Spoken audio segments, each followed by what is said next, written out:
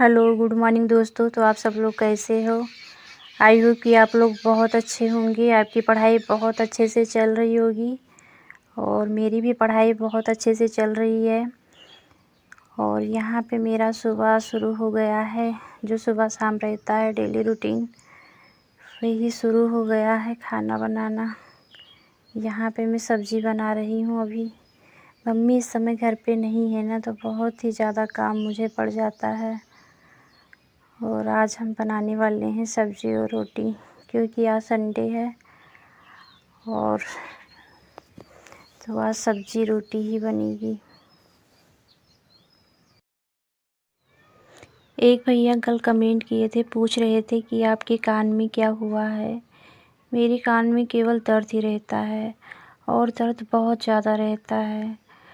और मतलब हम दिखाए बहुत जगह, लेकिन कहीं से भी आराम नहीं हुआ है। और जहाँ जहाँ दिखाए हैं, जहाँ जहाँ डॉक्टर केवल यही बताते हैं कि आपके कान में सूजन है या नस सूख गया है। यही दो चीज़ें बताते हैं और कोई भी क्लियर कुछ बताता नहीं है कि क्या हुआ है क्या नहीं हुआ है। और ये सारी चीज़ें कैसे हुआ कैसे नहीं हुआ, कोई कुछ क्लियर बताता ही नहीं है। और दोनों कान में दर्द बहुत ज़्यादा रहता है, इतना ज़्यादा रहता है ना कि मैं पढ़ाई नहीं कर पाती हूँ, फ़ोन से भी नहीं पढ़ पाती हूँ और बुक से भी नहीं पढ़ पाती हूँ। बहुत ज़्यादा दर्द रहता है, इसी की वजह से दुबले पतले होते जा रहे हैं। सब लोग पूछते हैं क्या हुआ आपको, क्या हुआ, लेकिन ये नहीं बताते हम किसी को कि मेरा तबीयत सही नहीं है, इसी की वजह से हम दुबले पतले होते जा रहे हैं। यही सारी चीज़ें चल रही है, समझ में नहीं आता कि कैसे सही होगा। दवा तो हम बहुत जगह से करवाए, लेकिन कहीं से कुछ आराम ही नहीं हुआ। और अब आगे देखती हूँ क्या होता है क्या नहीं होता है। ये जो सारी चीज़ें हैं ना, एक बात तो समझ में आती है कि ये जो भी बीमारी है ना, सर दर्द, कान दर्द, ये सारी चीज़ें टेंशन की वजह से होती है। अगर मैं टेंशन बहुत ज़्यादा नहीं लेती तो शायद ये सारी चीज़ें नहीं होती। ये सारी चीज़ें केवल टेंशन की वजह से होती है। और पता है, मैं बहुत ज़्यादा टेंशन करती हूँ, हर छोटी छोटी बातें में बहुत ज़्यादा सोचती हूँ, बहुत ज़्यादा टेंशन लेती हूँ। ऐसा नहीं होना चाहिए, वैसा नहीं होना चाहिए, जबकि पता है कि सोचने से कुछ भी सही नहीं होगा। लेकिन पता नहीं क्यों मैं बहुत ज़्यादा सोचती हूँ। इसी की वजह से आज जो भी है ना, इसी की वजह से है। मेरी तरह जितने भी लोग हैं, आप लोग भी टेंशन मत लीजिए, ठीक है? किसी भी बात पे टेंशन मत लीजिए। जो होना होता है ना, होके रहता है। आप चाहे टेंशन करो, कुछ भी करो, इसमें नुकसान केवल आपका है और किसी का नुकसान इसमें नहीं है।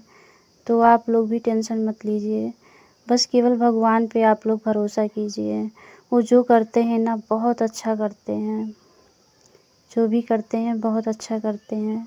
भगवान पे विश्वास कीजिए और अपना मेहनत लगातार कीजिए। ऐसा नहीं कि एक दिन मेहनत कर लिए, 2 दिन नहीं, आप लोग लगातार मेहनत कीजिए, ठीक है? आप लोग भी टेंशन मत लीजिए, नहीं तो मेरी तरह कंडीशन किसी का भी हो सकता है।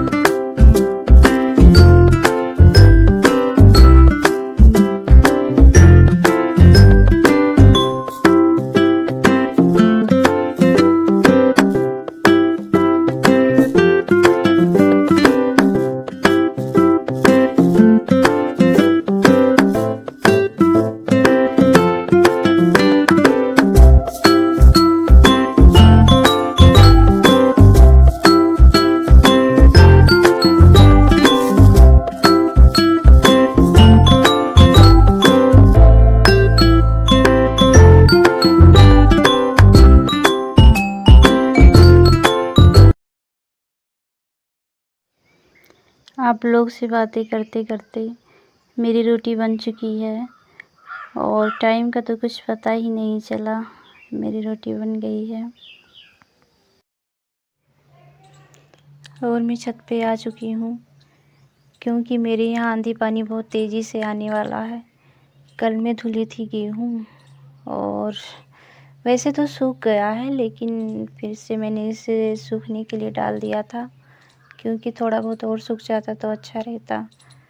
और मेरे यहाँ पानी बहुत तेज़ी से आने वाला है, आंधी और पानी बहुत तेज़ी से है। आप लोग देख ही सकते होंगे, मेरा जो बोरा था ना वो तो नीचे नीचे चला गया। अभी मुझे जाना पड़ेगा नीचे, छत से नीचे जाना पड़ेगा बोरा लाने। बहुत तेज़ी से हवा है तो इसी की वजह से बोरा नीचे चला गया। मम्मी घर पे नहीं है ना, तो इसीलिए मैं गेहूँ धुली थी, क्योंकि सोच रही थी कि थोड़ा बहुत मम्मी को हेल्प मिल जाएगा। और मेरे यहाँ आटा ख़त्म हो गया था, तो इसीलिए मुझे बहुत ज़रूरी था धोना, तो इसीलिए कल मैं गेहूँ धुली थी।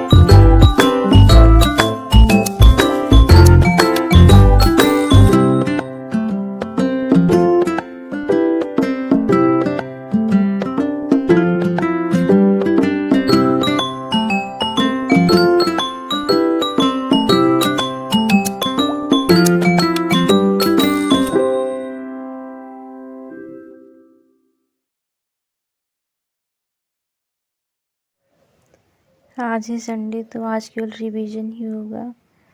और मैं हिंदी पढ़ रही हूँ, हिंदी में समास पढ़ रही हूँ आज। और आज तो संडे है, तो आज केवल रिवीजन ही होगा।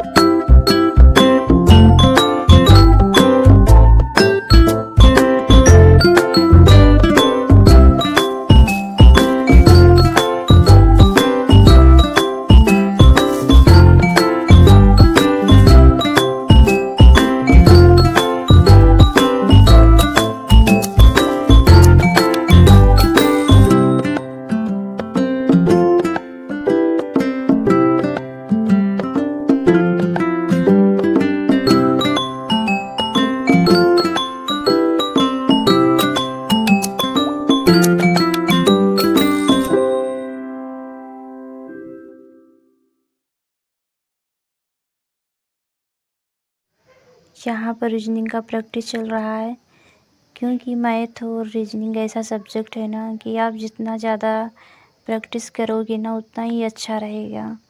अगर आप प्रैक्टिस करना छोड़ देते हो तो आप उसे भूल जाओगे। इसी की वजह से आप ज़्यादा से ज़्यादा मैथ और रीजनिंग प्रैक्टिस कीजिए। हर एग्ज़ाम में अगर कोई गेम करता है ना तो मैथ और रीजनिंग ही गेम करता है।